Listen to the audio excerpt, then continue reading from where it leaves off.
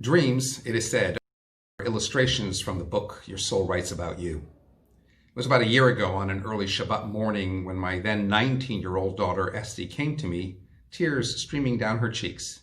Needless to say, I was perturbed. What's wrong? What happened? She proceeded to tell me about a very vivid dream she had.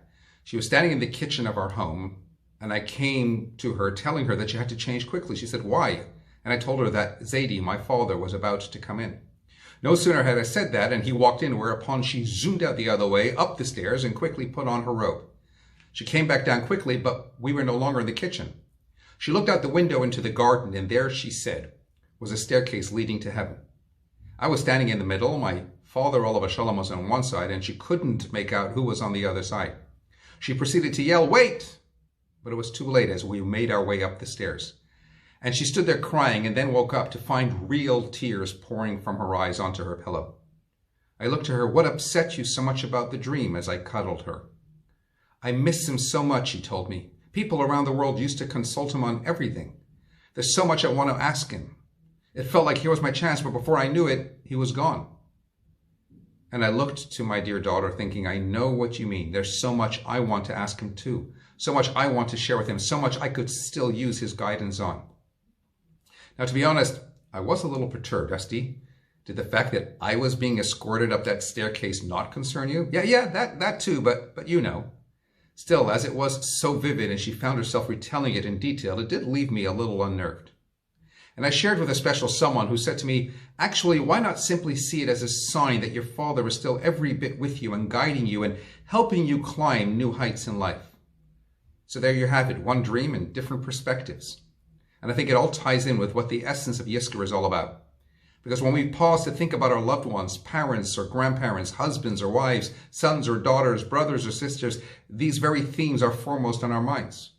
Yizkor is a time when we wish we had those extra moments, maybe even just one more day, to ask, to discuss, to share, to have that one more embrace, to be able to say, "I love you," just one more time. Yizkor is a time when we reflect on our own vulnerability, on how we need to cherish each moment, appreciate the value of every day, how we need to remain eminently close with those who enhance our souls, knowing that we are here for each other and that a dream you dream alone is only a dream. A dream you dream together is reality. Yizkor is also a time when we consider the connections between here and there. It's a moment when we see that staircase which connects this world and the next. Our loved ones, they remain eminently connected to us. They walk by our sides. They reach out to us. Even as we cannot see them, they are watching over us. Even as we cannot hear them, they are whispering love into our hearts. Even as we cannot feel them, they are taking us into their ethereal embrace. So even as you may be doing Yizkor on your own at this time, take a moment to step onto that staircase that connects the gardens of our lives with heaven above. Don't be afraid. Close your eyes for a few moments and think of a loved one so near and dear to you who touched your life, who ignited your soul. Let's remember those precious people whose memory brings floods of emotion crashing upon us like waves onto the seashore. But in the here and now of Yizkor, they are taking our hands as we climb to new heights together. You know, anyone who's endured the loss of a loved one knows that with the passage of time, the sting becomes somewhat assuaged. Not because we forget, but because with time, the sharpness of the pain is not stabbing relentlessly at our hearts, causing all sorts of emotions to bleed forth. Life's distractions kick in, providing some reprieve from that initial all-consuming void. But these distractions, they are mere plasters, coping mechanisms, if you will, that enable us to get on with life. Still, every now and then it is important, essential even, to rip off the plaster, however painful it is, to confront the wound once more. And Yizkor really is a moment to tear off the plaster. It hurts, but don't be afraid. Reach out to your dearly departed loved one. Tell them, "I think of you with love today, but that is nothing new. I thought of you yesterday and the day before that too. I think of you in silence. I often speak your name. All I have are memories and your picture in a frame. Your memory is a keepsake with which I'll never part. God has you in his keeping. I have you in my heart." There was a little girl who had been shopping with her mother in Asda. She must have been about 6 years old, beautiful red-haired, freckle-faced image of innocence. It was pouring outside, you know, the kind of rain that gushes over the top of rain gutters, so much in a hurry to hit the earth it has no time to flow down the spout. Everyone was just standing there under the awning just inside the door of the store. They waited, some patiently, others irritated because nature was messing up their hurried day. Rainfall has this mesmerizing effect. You can get lost in the sound and sight of heavens washing away the dirt and dust of the world. Memories of running, splashing so carefree as a child, come pouring in as welcome reprieve from the worries of a day. And there was one woman standing there who overheard the sweet voice of the young girl as it broke the hypnotic trance everyone was caught in. "Mom, let's run through the rain," she said. "What?" "Let's run through the rain," she repeated. "No, honey, we'll wait until it slows down a bit," Mom replied. But this young child waited a few moments and repeated, "Mom, let's run through the rain." Mom says, "We'll get soaked if we do." "No, we won't, Mom. That's not what you said this morning." She persisted as she tugged at her mom's arm. "This morning? When did I say this morning that we could run through the rain and not get wet?" "Don't you remember? When you were talking to Daddy about his cancer, you said if God can get us through this, he can get us through anything." The entire crowd stopped dead silent. You couldn't hear anything but the rain. Everybody just stood there quietly. No one left. Mom paused and thought for a moment about what she would say. Some might laugh it off and scold the child for being silly. Some might even ignore what was said, but this was a moment of affirmation in a young child's life, a time when innocent trust can be nurtured so that it'll bloom into faith. "Honey, you're absolutely right. Let's run through the rain. If God lets us get wet, well, maybe we just need washing." And then off they ran.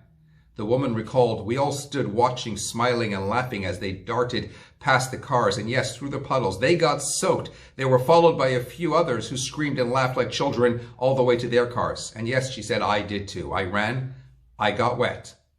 I needed washing." Have you ever wondered why our bodies shed tears, water as it were, when we are sad?